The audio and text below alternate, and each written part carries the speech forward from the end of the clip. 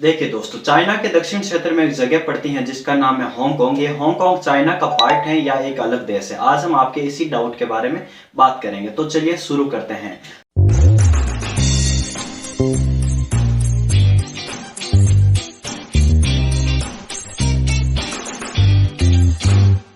सबसे पहले हम जान लेते इतिहास को, ताकि हांगकांग के मौजूदा हालातों को समझने में आसानी हो। 18वीं सेंचुरी में चाइना एक स्ट्रॉन्ग इकोनॉमी हुआ करती थी और चाइना की चाय, रेशम और चीनी मिट्टी के बर्तनों की जो डिमांड है वो यूरोपियन मार्केट में ज्यादा थी, और खासकर ब्रिटेन के मार्केट में। ब्रिटेन जो है चाइना को सिल्वर बेचता था और वहां से चाय, चीनी मिट्टी के बर्तन और रेशम को इंपोर्ट करता था। धीरे धीरे जो है चाइनीज आइटम्स की जो मांग है वो ब्रिटेन के मार्केट में ज्यादा बढ़ने लगी, लेकिन चाइनीज मार्केट में ब्रिटेन के आइटम्स की कोई खास मांग नहीं थी। तो इसी वजह से ब्रिटेन का ट्रेड डेफिसिट बढ़ने लगा और ब्रिटेन इस ट्रेड डेफिसिट को कंट्रोल में करने के लिए नए नए उपाय ढूंढने लगा। आपको पता है कि 17वीं शताब्दी के उत्तरार्ध, 18वीं शताब्दी और 19वीं शताब्दी के पूर्वार्ध में भारत पर ब्रिटेन का राज था। तो ब्रिटेन ने इंडियन ओपियम का सहारा लिया अपने ट्रेड डेफिसिट को कंट्रोल करने में।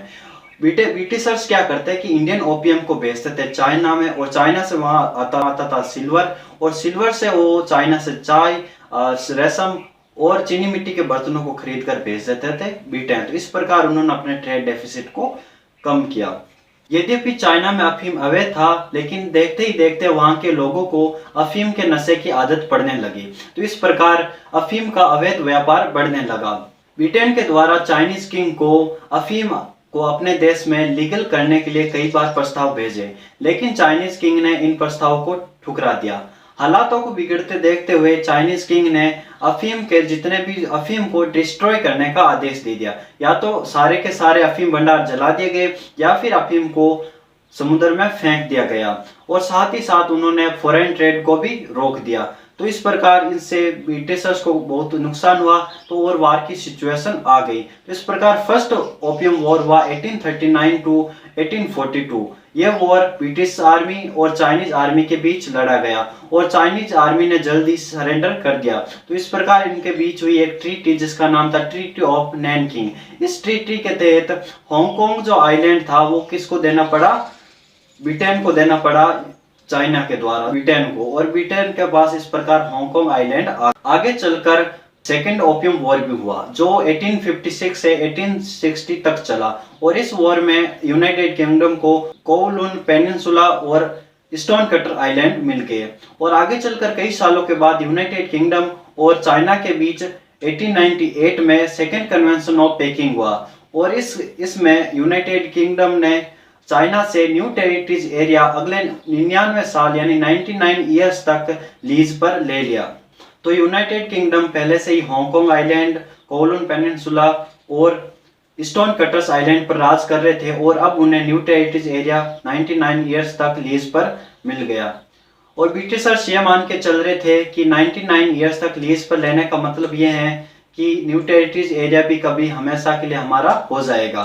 तो अब हम हांगकांग आइलैंड, कोवलून पेनिनसुला और स्टोन कटर्स आइलैंड तथा न्यू टेरिटरीज एरिया को मैप पर देख लेते हैं, और ये सब चीजें मिलकर आज प्रेजेंट का हांगकांग बनाती हैं। यहाँ आपको हांगकांग आइलैंड दिख रहा है। मैंने आपको बताया था कि 1842 में ट्रीटी ऑफ नैनकिंग साइन की गई थी, जिसके तहत यूनाइटेड किंगडम को ये आइलैंड मिला।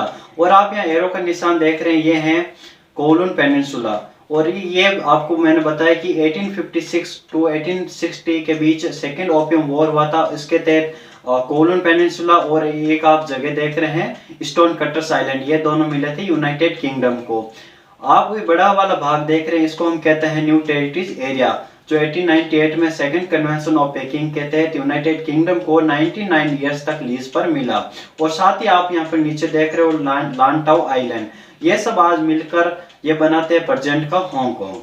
तो अब तक आपने देखा कि 1898 में सेकंड कन्वेंशन ऑफ पेकिंग हुआ, जिसके तहत न्यू टेरिटरीज एरिया जो चाइना का था वो अगले 99 ईयर्स तक यूनाइटेड किंगडम को लीज पर मिल गया था। और ब्रिटिशर्स ये मान के चल रहे थे कि 99 ईयर्स लीज पर लेने का मतलब है कि लाइफ टाइम ये हमारा है। तो अब हम आगे बढ़ते हैं। देखिए दोस्तों, अगर 1898 में 99 ईयर्स ऐड करें तो आता है 1997। 1997 में ये जो चारों जगह हैं, हांगकांग, कोवलून, स्टोन कटर और न्यू टेरिटरीज एरिया, ये वापस मिलनी थी चाइना को। अगर दोस्तों दोस्तों यहाँ पर मैं आगे अगर हांगकांग कहूँ तो इसका मतलब ये चारों जगह को ऐड करके मैं बोलूंगा।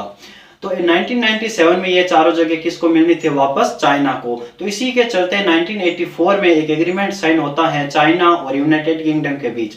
उस एग्रीमेंट का नाम होता है सिनो ब्रिटिश जॉइंट डिक्लेरेशन। क्या नाम होता है? सिनो ब्रिटिश जॉइंट डिक्लेरेशन।